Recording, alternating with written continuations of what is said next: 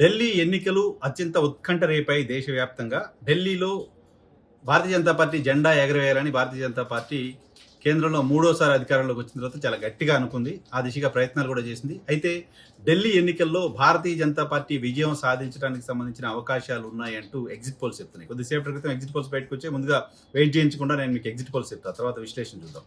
Times నౌకు సంబంధించిన exit poll కూడా ఆప్ ఓడిపోతుంది, భారతీయ జనతా పార్టీ గెలుస్తుంది అని చెప్తోంది. టైమ్స్ నౌ ప్రకారం 22 నుంచి 31 స్థానాలు ఆప్ గెలవడానికి సంబంధించిన అవకాశం ఉంటే భారతీయ జనతా పార్టీకి 39 నుంచి 45 స్థానాలు వస్తాయని చెప్తుంది. 70 స్థానాలు ఉన్న అసెంబ్లీ, 35 స్థానాలు మ్యాజిక్ మార్క్ అక్కడ. సో అలాగే పీపుల్స్ ఇన్సైట్ అనే ఒక సర్వే ఏజెన్సీ చెప్పిన దాని ప్రకారం, ఎగ్జిట్ పోల్స్ ప్రకారం 25 నుంచి 29 స్థానాలు ఆప్కి, 40 నుంచి 44 స్థానాలు భారతీయ జనతా పార్టీకి వస్తాయని పీపుల్స్ పల్స్ చెప్తోంది. 10 నుంచి 19 స్థానాలకే ఆప్ పరిమితం కావచ్చు, 50 నుంచి 51 నుంచి 60 స్థానాలు భారతీయ జనతా పార్టీ గెలవచ్చు అని చెప్తోంది. చాణక్య సర్వే చెప్తోంది 25 నుంచి 28 స్థానాలు ఆప్ పార్టీ గెలిస్తే 39 నుంచి 44 స్థానాల్లో భారతీయ జనతా పార్టీ విజయం సాధించవచ్చు అని చెప్తోంది. జేబీసీ అనే సంస్థ చెప్తోంది 22 నుంచి 31 స్థానాల్లో ఆప్, 39 నుంచి 45 స్థానాల్లో భారతీయ జనతా పార్టీ గెలవచ్చు అని చెప్తోంది. ఏబీపీ మ్యాట్రిక్స్ చెప్తోంది 32 నుంచి 37 స్థానాలు, ఇది కాస్త నెక్ టు నెక్ చెప్తోంది. 32 నుంచి 37 స్థానాలు ఆప్ గెలవడానికి సంబంధించిన అవకాశం ఉందని, 35 నుంచి 40 స్థానాలు భారతీయ జనతా పార్టీ గెలవడానికి సంబంధించిన అవకాశం ఉందని చెప్తుంది. చాలా నెక్ టు నెక్ ఫైట్ ఉంది అనేది ఏబీపీ మ్యాట్రిక్స్ చెప్తోంది. రిపబ్లిక్ పీమార్క్స్ చెప్తోంది 21 నుంచి 31 స్థానాల్లో ఆప్ గెలవడానికి సంబంధించిన అవకాశం ఉందని, 39 నుంచి 49 స్థానాలలో భారతీయ జనతా పార్టీ గెలవడానికి సంబంధించిన అవకాశం ఉంది అని చెప్తోంది. కేకే సర్వే తెలుగు రాష్ట్రాలకు సంబంధించి గడిచిన ఆంధ్రప్రదేశ్ ఎన్నికల సందర్భంగా చాలా సంచలనం సృష్టించిన సర్వే ఇది. కేకే సర్వే చెప్తోంది 44 స్థానాలతో ఆప్ మూడోసారి అధికారంలోకి రాబోతుంది అనే విషయాన్ని చెప్తుంది. 26 స్థానాలకి భారతీయ జనతా పార్టీ పరిమితం కాబోతోంది అని చెప్తుంది. మొత్తం 8 ఏజెన్సీలకు సంబంధించిన సర్వే రిపోర్ట్స్ మేము ముందుంచితే ఒక్క కేకే సర్వే మాత్రమే కంప్లీట్ మెజారిటీతో ఆప్ మళ్ళీ అక్కడ విజయం సాధించవచ్చు అని చెప్తుంది. నేషనల్ ఏజెన్సీస్ ఇప్పటివరకు జాతీయ ఛానల్కి సంబంధించిన ఎగ్జిట్ పోల్స్ కావచ్చు, లేకపోతే జాతీయ స్థాయిలో ఎన్నికల ఫలితాలను అంచనా వేస్తూ వచ్చిన చాణక్య, రిపబ్లిక్, అలాగే పీపుల్స్ పల్స్ లాంటివి, టైమ్స్ నౌ కూడా చెప్తోంది ఆప్ ఓడిపోబోతోంది, అక్కడ భారతీయ జనతా పార్టీ విజయం సాధించబోతోంది అని. సో ఈ వార్త ఖచ్చితంగా భారతీయ జనతా పార్టీకి ఆనందం కలిగించే వార్త, చాలా సంతోషాన్ని ఇచ్చే వార్త. దేశాన్ని 3 సార్లు గెలిచినప్పటికీ ఢిల్లీని గెలవలేకపోతున్నాం, ఢిల్లీలో ఓడిపోతున్నాం అనే బాధ భారతీయ జనతా పార్టీకి ఉంది. సో ప్రపంచ స్థాయి నాయకుడిగా మోడీ ఎస్టాబ్లిష్ అయ్యారు, కానీ ఢిల్లీలో గెలవలేకపోతున్నాం అనే బాధ భారతీయ జనతా పార్టీకి ఉంది. సో ఆ బాధ ఈసారి తీరవచ్చు లాంటివి ప్రస్తుత ఎగ్జిట్ పోల్స్ అంచనాలను బట్టి చూస్తే మనకు అర్థమవుతుంది. ఆప్ ఇప్పటికే 2 సార్లు అక్కడ విజయం సాధించింది. అయితే ఆప్కు సంబంధించి ఆప్ ఓటమికి కారణాలు ఏంటి అనే దానిపైన రకరకాల విశ్లేషణలు వస్తున్నాయి. ఇంకా ఓడిపోతుందో లేదా మనం ఇప్పుడే డిసైడ్ చేసి చెప్పలేం, కానీ ఆప్ ఈ స్థాయిలో ఎదురెదాల్సిన అవసరం ఎందుకు వస్తుంది అనే చర్చ జరుగుతోంది. ఆప్ పార్టీ అధ్యక్షుడు ఆయన పార్టీ స్థాపించిన తర్వాత 10 ఏళ్ళు అక్కడ ముఖ్యమంత్రిగా ఉన్న తర్వాత పక్క రాష్ట్రమైన పంజాబ్లో కూడా పార్టీని ఎస్టాబ్లిష్ చేసి పంజాబ్ రాష్ట్రంలో కూడా ఆప్ అధికారంలో వచ్చింది. సో ఆ స్థాయిలో పార్టీని ఎస్టాబ్లిష్ చేసిన కేజ్రీవాల్ సొంత రాష్ట్రంలో, చిన్న రాష్ట్రంలో ఓడిపోయే పరిస్థితి ఎందుకు వచ్చిందనే చర్చ, ఓడిపోవాల్సిన పరిస్థితులు ఎందుకు దాపురించే ఇటువంటి రిజల్ట్స్, ఇటువంటి ఎగ్జిట్ పోల్స్ ఎందుకు వస్తున్నాయనే చర్చ కూడా జరుగుతోంది. ఆయన్ని లిక్కర్ కుంభకోణంలో కేంద్రం జైలుకి పంపించింది అంటూ ఆ ప్రచారం చేస్తూ వచ్చింది. లిక్కర్ కుంభకోణంలో ఆయన ఇరుక్కుపోయారు, అవినీతికి పాల్పడ్డారు అంటూ భారతీయ జనతా పార్టీ ప్రచారం చేస్తూ వచ్చింది. సో భారతీయ జనతా పార్టీ ఆప్ పైన ఒక అవినీతి పార్టీ అనే ఎస్టాబ్లిష్మెంట్ని చాలా బలంగా చేయగలిగింది. ఆయన జైల్లో పెట్టింది. ఉప ముఖ్యమంత్రిగా ఉన్న మనీష్ సిసోడియాని కూడా దాదాపు 7 కాలం పాటు జైల్లో పెట్టింది.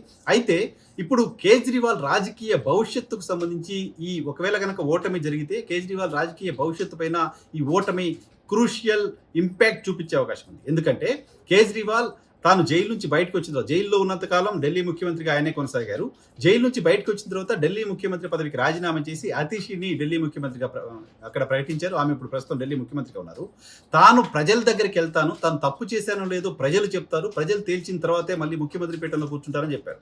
ఈ ఎన్నికల్లో కనుక కేజ్రీవాల్ ఓడిపోతే కేజ్రీవాల్ తప్పు చేశాడు, కేజ్రీవాల్ అవినీతి చేశాడని ఢిల్లీ ప్రజలు తీర్పు ఇచ్చినట్లుగా భావించాల్సిన అవసరం ఉంటుంది కేజ్రీవాల్ పాయింట్ ఆఫ్ వ్యూలో. ఎందుకంటే ప్రజలు ఎన్నుకున్న తర్వాతే నేను మళ్ళీ పీఠంలోకి వస్తానని చెప్పారు. ప్రజలు తాను తప్పు చేశారని భావిస్తే తనకు వ్యతిరేకంగా ఓటేస్తారనే విషయాన్ని కూడా కేజ్రీవాల్ చెప్తూ వచ్చారు. కాబట్టి ఇప్పుడు పడిన ఓటు కనుక కేజ్రీవాల్కి వ్యతిరేకంగా ఉంటే కేజ్రీవాల్ అవినీతి చేశాడు, కేజ్రీవాల్ అవినీతికి పాల్పడ్డాడు అని ప్రజలు నమ్మారు అనే విషయాన్ని ఆయనే కన్సిడర్ చేసినట్టుగా చూడాల్సి ఉంటుంది. ఈ ఆపుకు సంబంధించిన రాజకీయ భవిష్యత్తుతో పాటు కేజ్రీవాల్ రాజకీయ భవిష్యత్తు పైన కూడా ప్రభావం చూపించే అవకాశం కనపడుతుంది. దాంతోపాటు భారతీయ జనతా పార్టీకి ఈ స్థాయిలో పాజిటివ్ వేవ్ రావడానికి సంబంధించిన చర్చ ప్రస్తుతం ఎగ్జిట్ పోల్స్ సంబంధించిన ఏజెన్సీస్ చెప్తున్నాయి. ఆ ఏజెన్సీస్ ఎవరైతే పార్టిసిపేట్ చేశారో, ఎగ్జిట్ పోల్ చేశారో వాళ్ళు చెప్తున్న లెక్క ప్రకారం ఏంటి అంటే, కొద్ది రోజుల క్రితం, ఎన్నికలకు కొద్ది రోజుల క్రితం, వారం రోజుల లోపే కేంద్ర బడ్జెట్ పెట్టారు. ఈ కేంద్ర బడ్జెట్లో 12 లక్షల వరకు ఆదాయం ఉన్న వాళ్ళందరికీ కూడా ట్యాక్స్ లేదు అంటూ కేంద్రం ప్రకటించింది. ఇది నిజానికి చాలా అన్యూజువల్, ఎవరు ఎక్స్పెక్ట్ చేయండి. ప్రతి బడ్జెట్లోనూ ట్యాక్స్ పే చేస్తున్న వాళ్ళు ప్రధానంగా ఉద్యోగస్తులు ఈ ట్యాక్స్ ఎగ్జంప్షన్ కోసం అడుగుతూ ఉంటారు. సో 7 లక్షల వరకు మాత్రం నో ట్యాక్స్ ఇప్పటి వరకు భారతదేశంలో ఉంటే దాన్ని 7 లక్షల నుంచి ఒకేసారి 12 లక్షలు చేసింది కేంద్ర ప్రభుత్వం. ఈ 12 లక్షలు చేయడం ద్వారా నెలకి ₹1,00,000 సంపాదిస్తున్న వాళ్ళు సంవత్సరానికి ₹80,000 పైగా ఆదాయాన్ని పొందుతున్నారు. వాళ్ళు ట్యాక్స్ కట్టే అవసరం లేకుండా పోతుంది. వాళ్ళందరికీ కూడా ట్యాక్స్ ఫ్రీ ఇవ్వడం ద్వారా ఢిల్లీలో ఒక positive అట్మాస్ఫియర్ని Bharatiya Janata party create చేసుకుంది. ఇలాంటి చర్చ జరుగుతుంది. ఎక్కువగా అక్కడ ఉద్యోగస్తులు ఉంటారు, ప్రైవేట్ ఉద్యోగస్తులు కావచ్చు, గవర్నమెంట్ ఉద్యోగస్తులు కావచ్చు, రాష్ట్ర ప్రభుత్వానికి సంబంధించిన ఉద్యోగులు కావచ్చు, కేంద్ర ప్రభుత్వానికి సంబంధించిన ఉద్యోగులు కావచ్చు. ఎక్కువగా ఎంప్లాయీస్ బేస్డ్ సిటీ, అది మొత్తం సిటీ బేస్డ్గా స్టేట్ ఎలక్షన్ ఉంటుంది కాబట్టి ఢిల్లీలో.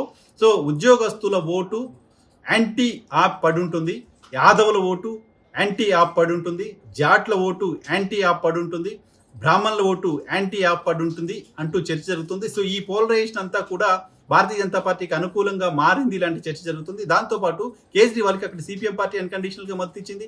సో ఢిల్లీ ప్రాంతాల్లో కాస్త కోస్త ప్రాబల్యం ఉన్న సమాజ్వాదీ పార్టీ, ఉత్తరప్రదేశ్కి బోర్డర్గా ఉంటుంది ఢిల్లీ కూడా కాబట్టి సమాజ్వాదీ పార్టీ కూడా అక్కడ ఆప్కి మద్దతు ఇస్తున్నామంటూ చెప్పింది. సో అనేక ఇండి కూటమికి సంబంధించిన పార్టీలు ఇండివిజువల్గా అక్కడ ఆప్కి మద్దతు ఇస్తున్నామని ప్రకటించారు. అయితే ఇక్కడ కాంగ్రెస్ పార్టీ సీరియస్ ఫైట్ చేస్తూ వచ్చింది. కాంగ్రెస్ పార్టీ ఈ మొత్తం ఎగ్జిట్ పోల్లో కాంగ్రెస్ పార్టీకి ఎన్ని సీట్లు వస్తాయని ఎవరు చెప్పారు అనేది మనం కన్సిడర్ కూడా చేసే పరిస్థితి లేదు. ఆ స్థాయిలో కాంగ్రెస్ పార్టీ పర్ఫార్మెన్స్ అక్కడ ఉండబోతుంది. అన్ని సర్వేలు కూడా 1-2 స్థానాలకే కాంగ్రెస్ పార్టీ పరిమితం కావచ్చు అని చెప్తున్నారు. అయితే ఒకవేళ ఆప్ కనుక ఓడిపోతే దానికి కాంగ్రెస్ పార్టీ కూడా బాధ్యత తీసుకునే పరిస్థితి ఉంటుంది. ఇండి కూటమి ఒక్కటిగా పోటీ చేయకుండా ఇండి కూటమిలోని ప్రధానమైన పార్టీలు విడిపోయి పోటీ చేయడం ద్వారా భారతీయ జనతా పార్టీకి లబ్ధి చేకూర్చారు అనే ఓ చర్చ కూడా దేశంలో రావడానికి సంబంధించిన అవకాశం ఉంటుంది. సో కాంగ్రెస్ పార్టీ ద్వారా చీలిన ఓట్లు కూడా ఆప్ ఓటమికి కారణమయ్యే పరిస్థితి కనపడుతుంది. అయితే ఇది గత ఎలక్షన్లో కూడా, అంతకుముందు ఎలక్షన్లో కూడా ఆప్ కాంగ్రెస్ ఎప్పుడు పోటీ చేయలేదు అసెంబ్లీ ఎన్నికల్లో, అప్పుడు విడిగానే పోటీ చేసే, అప్పుడు లేదు ఇప్పుడు ఎందుకు అనే చర్చ ఉంటుంది. బట్ ఇప్పుడున్న పరిస్థితుల్లో కాంగ్రెస్ పార్టీ తీసుకునే ఏ కొంచెం ఓటైనా అది ఖచ్చితంగా ఆప్ విజయ అవకాశాలని దెబ్బతీసి ఉంటుంది లాంటి ఒక చర్చ జరుగుతుంది. సో చూడాలి, పూర్తి రిజల్ట్ వచ్చిన తర్వాత దీనిపైన మనం ఇంకా డీటెయిల్ అనాలిసిస్ చేద్దాం. ప్రస్తుతం ఉన్న ఎగ్జిట్ పోల్స్ని బట్టి చూస్తే మాత్రం 27 సంవత్సరాల తర్వాత 1999 తర్వాత భారతీయ జనతా పార్టీ ఢిల్లీలో మళ్ళీ విజయం సాధించలేదు. వరుసగా 3 సార్లు అప్పుడు కాంగ్రెస్ పార్టీ విజయం సాధించింది. షీలా దీక్షిత్ ముఖ్యమంత్రిగా ఉన్నారు. తర్వాత 2 సార్లు కేజ్రీవాల్ విజయం సాధించారు. సో 99 తర్వాత ఇప్పుడు 2025 ఎన్నికల్లో మళ్ళీ అక్కడ భారతీయ జనతా పార్టీ గెలవచ్చు లాంటి చర్చ జరుగుతుంది. దాదాపు 3 దశాబ్దాల తర్వాత ఢిల్లీ పీఠం పైన భారతీయ జనతా పార్టీ విజయం సాధించే అవకాశం, జెండా ఎగరవేసే అవకాశం కనపడుతోంది యాజ్ పర్ ఎగ్జిట్ పోల్స్ ఇప్పటి వరకు మనకు అందుతున్న దాని ప్రకారం.